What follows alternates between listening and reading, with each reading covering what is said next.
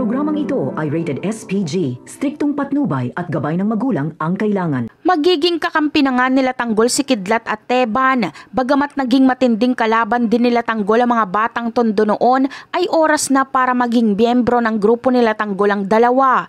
Sa pagkadakip kasi ni Tanggol kay Kidlat, ay hindi nito pinaslang si Kidlat kahit kalaban nila ito. Dito na mababago ang isip ni Kidlat na mali pala ang pagkakakilala nila kay Tanggol dahil mabait pala ito. Imbis kasi napatayin siya ni Tanggol ay hindi nito ginawang tapusin siya kahit malaki ang atraso nila kay Tanggol.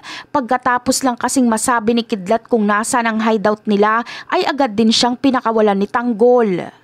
Malaking pasasalamat ito ni Kidlat dahil binigyan pa siya ni Tanggol ng pag-asa para mabuhay. Taliwas ito sa nakikita niyang gagawin sa kanila ni Lucio kapag malaman itong tinutulungan nila si Santino para hindi ito mapatay ni Lucio. Malaking kaibahan ang pagiging leader ni Tanggol at ang pagiging leader ni Lucio sa kanila. Kaya dito nakukumbinsi ni Kidlat si Teban na kumalas na sa kanilang grupo at subukan nilang sumali na lang sa grupo nila Tanggol.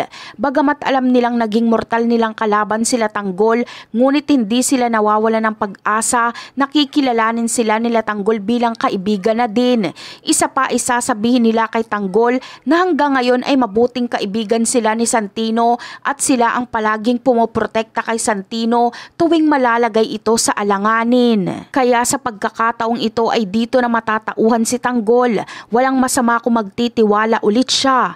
Bagamat takot siyang gawin ito, ngunit susugal muli siyang magtiwala dahil sa ngayon ay kailangan nilang magpalakas ng puwersa at ito na lang ang tanging paraan nila Tanggol para maprotektahan ang isa't isa kung sakaling umatake muli ang kanilang mga kalaban. At yan ang aabangan natin. Bye!